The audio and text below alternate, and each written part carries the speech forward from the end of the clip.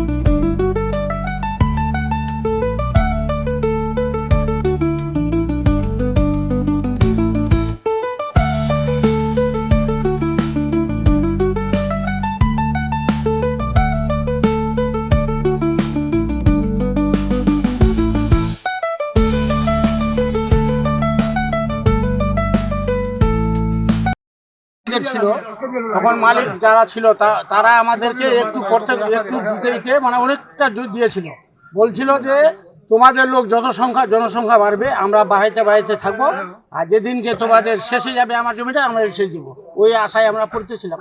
বাপদা দমন থেকে পড়ছিলাম, আমাদের 2 শতক ঈদগাহ নামে রেকর্ড ছিল, ওটা থেকে আমরা পড়তাম। কিন্তু হঠাৎ দিয়ে ওরা জমি বলছিল আগে যে জমিটা আমি ঈদগাহ নামে নিব, ঈদগাহ নামে তো নেয়, ও নিজের নামে নিয়েছে, সেটা নামে নিয়েছে। আমরা ভাবলাম যে মালিকের যদি নাই তাহলে অন্যজন নিয়েছে, তো ওর জমিতে কেন পড়বো। এর আগে জাহাঙ্গীর বাবু আমাদেরকে সব ডাকাই বলছিল যে ঠিক আছে, আমি আপনাদেরকে একটা লিখিত স্টেটমেন্ট করে স্টাফের উপর লিখে দিচ্ছি, এবার তোমরা পড়ো, যতদিন না হয় আমি করে দেব। জাহাঙ্গীর বাবু সেটা বললো যে আমার দ্বারা আর হচ্ছে না, আপনাদের যেটা খুশি সেটা করো। জাহাঙ্গীর বাবু কি এবার তো আপনারা রাস্তায় করলাম। ঈদগাহ জমিটা আমার এখানে 2 শতক মাটি ছিল আমার ঈদগাহর নামে। যখন জমিটা কিনা বেচা হলো, এই যে জমিওয়ালার মালিক জমি দান দিল, ও কিন্তু ওর নামে রেজিস্ট্রি করে সমস্ত জমিটা ওর নামে রেজিস্ট্রি করে নিয়েছে। কে রেজিস্ট্রি করে নিয়েছে? আব্দুল। ওর নিজের নামে করছে? ওর নিজের নামে করছে। তো আজকে কি ঈদগাহতে নামাজ পড়ার জন্য কেউ আপনাকে প্রতিবাদ করছিল বা? না, প্রতিবাদ করেনি। তাহলে আপনার রাস্তায় নামাজ পড়লেন? রাস্তা পড়লাম, ও প্রতিবাদ আগে করছে, আগে বলছে যে আমি আমি মসজিদের সামনে জমি আছে 2 কাঠা মাটি আমার মসজিদের নামে না করে ওর নামে করেছে, ওখানে জোতাগুলো রাখছে ওর নামে, ওখানে জোতাগুলো রাখার জন্য বাধা করছে যে জোতা তো আমার জমিতে রাখছেন। মানে বলছে যে নামাজ ঈদগাহতে পড়লেও জোতা আমার জমিতে থাকতেছে, এটাই বলছে? এটাই বলছে। কতগুলো গ্রামে আজকে নামাজ পড়লেন এখানে? সব গ্রামে। কয়টা গ্রাম? 5-6টা গ্রাম। কত মানুষের জমায়েত এখানে ছিল? এখানে মানুষের জমায়েত রাখেন 10-12 হাজারের মতো। কোন এলাকা এটা? ঢুলিগাঁও। কোন ঈদগাহ এটা? কোন জামাত পড়ে? ঢুলিগাঁও জামাত। ঢুলিগাঁও জামাতে? ঢুলিগাঁও জামাত। আপনার নাম? রমজান আলী। বাড়ি? ঢুলিগাঁও। দল না তো এটা জামাতের ব্যাপার।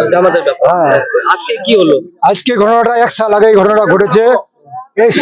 আমাদের এখানে একটা মানে ডন আছে, মাফিয়া, সমস্ত অঞ্চলকে লুট করে, মানুষকে লুট করে, লাস্ট পর্যন্ত আমাদের যে খোদাঘর আছে সেটা তার নামে আছে, ঈদগাহ ময়দান আছে সেটা তার নামে আছে। আমরা এই ব্যাপারটা নিয়ে প্রশাসনের কাছে গেছিলাম, প্রশাসন আশ্বাস দিয়েছিল আমরা ওদের কাছ থেকে নিয়ে এটা ঠিক করে দিব, ঈদগাহ নামে করে দিব।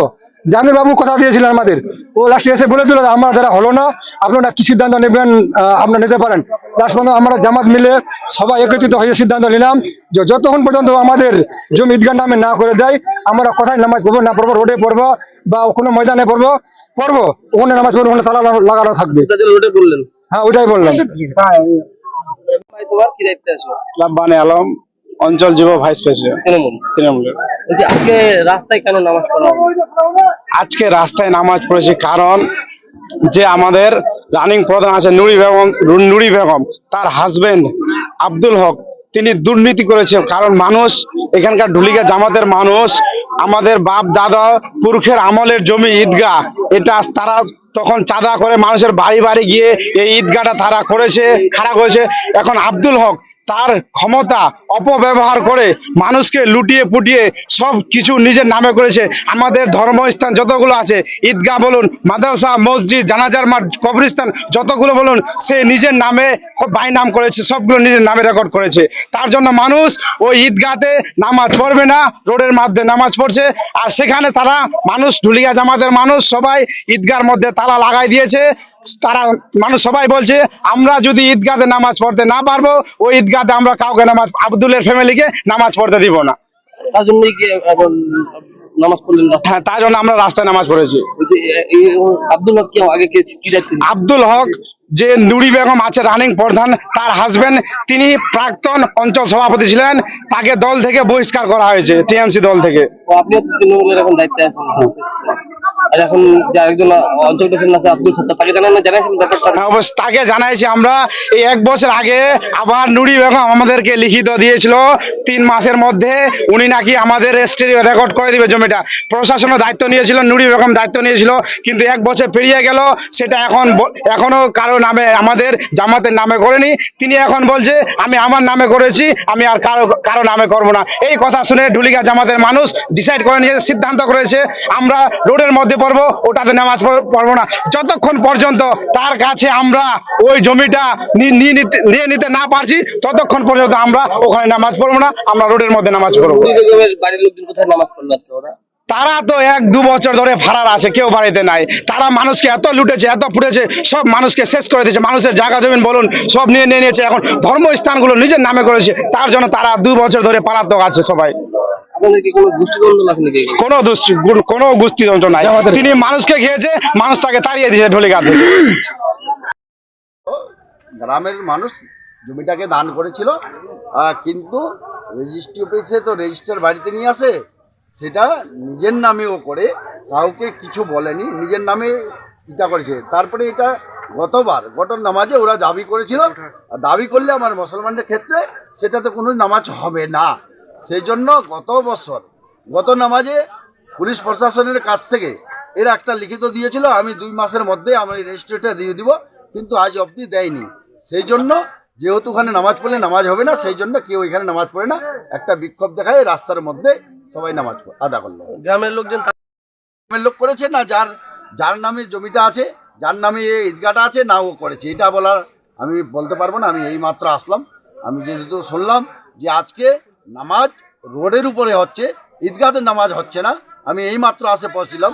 কে তালা মেরেছে আমার জানাকারি নাই। দাদা আপনি অঞ্চল সভাপতি, অভিযোগ তো এটা মোটামুটি 14 বছর ধরে তো করেছি, অভিযোগ তো অনেকগুলো আছে। যে দেখেন এই অভিযোগ এইরকম চলে আসলো যে আজকে রোডের উপর নামাজ পড়ছে, তাহলে দেখেন কত বড় অভিযোগ আছে। এই প্রধান বা উনার হাজব্যান্ড পুরাতন সভাপতি ছিল, কিভাবে মানুষকে শোষণ করেছে সেটার প্রমাণ আজকে একটা এত বড় একটা সমাজ, আজকে একটা ঈদের দিন, সেটা ঈদে না নামাজ পড়ে আজকে রোডে নামাজ পড়তে হলো, বড় দুঃখের বিষয়।